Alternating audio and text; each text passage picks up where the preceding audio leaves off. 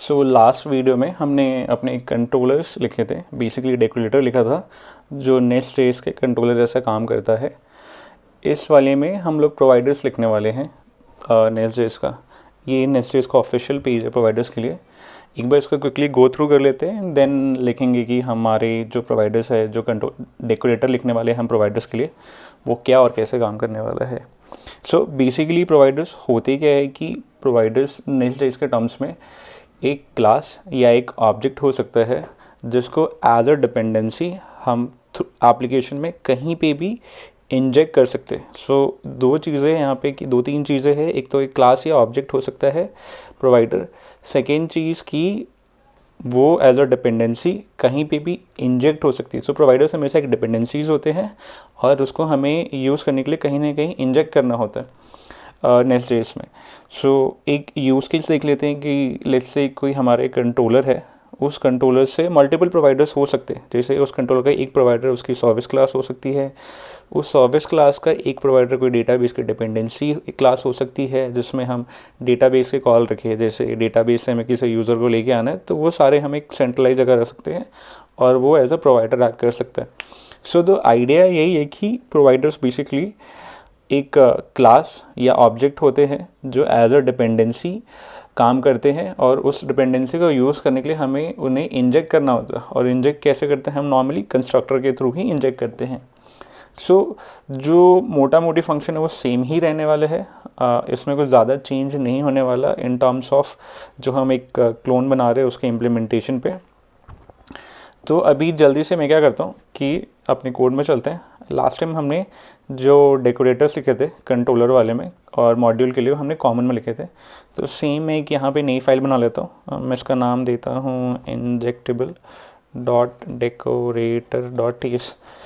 Injectable में नाम मैंने इसलिए दिया है क्योंकि जो नेस्ट जेएस है उसमें प्रोवाइडर्स का जो डेकोरेटर का टाइप है या जो डेकोरेटर का नाम है उनको हम इंजेक्टेबल बोलते हैं, राइट। तो अभी जैसे हमने मॉड्यूल क्रिएट किया था और जैसे हमने कंट्रोलर किया था, सेम वे में हम प्रोवाइडर्स पे क्रिएट करेंगे। कैसे करेंगे? वो डेकोरेटर है तो एक लिखेंगे फंक्शन, और क्योंकि हमें रीयूज़ करना तो एक्सपोर्ट होना पड़ेगा। इसका नाम होगा इंजेक्टेबल, राइट।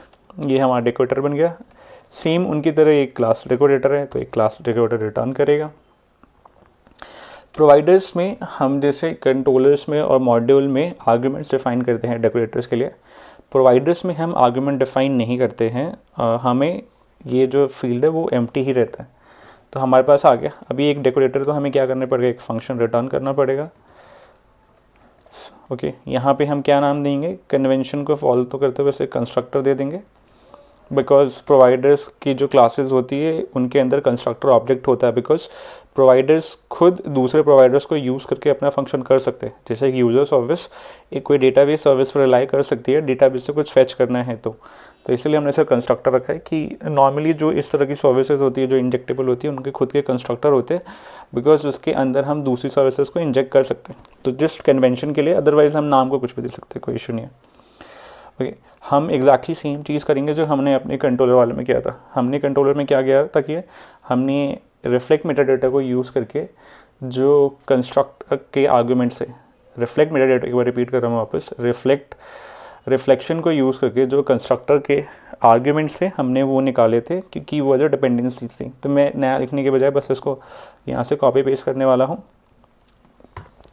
अब इससे क्या होगा कि जो भी क्लास के अंदर, कंस्ट्रक्टर के अंदर जो भी चीज़ें इंजेक्ट की गई होंगी वो हमारे पास एज अ डिपेंडेंसीज आ जाएंगी। ओके, अब जब डिपेंडेंसीज आ गई तो बस हमें रजिस्टर करना है। तो रजिस्टर के लिए भी ये वाला भी कोड हमने लास्ट टाइम लिखा था। अगर किसी ने ये वीडियो नहीं देखा है तो जाके कंट्रोलर वाला वीडियो देख सकते हैं कि हम कंट्रोलर कैसे क्रिएट करते हैं। मैं बस इन सबको एक बार इम्पोर्ट कर लेता हूँ। अभी जो प्रोवाइडर्स है उसके केस में कोई पाथ नहीं होता, बिकॉज प्रोवाइडर्स को राउटिंग का काम नहीं करते, वो बस एज अ डिपेंडेंसी इंजेक्ट होते रहते हैं। तो मैं इसको ब्लैंक रखने वाला हूँ एंड जो इसकी डिपेंडेंसीज हमने निकाल ली है और बस हम इस मॉडल को रजिस्टर कर देंगे। एग्जैक्टली इतना ही काम था इसको क्रिएट करने का, इंजेक्टेबल का। तो अभी हमने क्या किया? हमने मॉडल का डेकोरेटर बना लिया, हमने कंट्रोलर का डेकोरेटर बना लिया और हमने अपने सर्विसेज के लिए इंजेक्टेबल डेकोरेटर बना लिया। तो नेक्स्ट वीडियो में हम लोग क्या करने वाले हैं, एक छोटा सा टेस्ट क्लास लिखते हैं जहाँ पे अपने मॉड्यूल्स को, अपने कंट्रोलर्स को और जो हमारे प्रोवाइडर्स हैं इनको एक मॉड्यूल पे ऐड करेंगे और हम देखेंगे क्या जब अगर मैं मॉड्यूल को बूटस्ट्रैप करता हूँ तो क्या ये चीज़ें चल रही हैं कि नहीं चल रही हैं। ठीक, फिर मिलते हैं नेक्स्ट वीडियो में।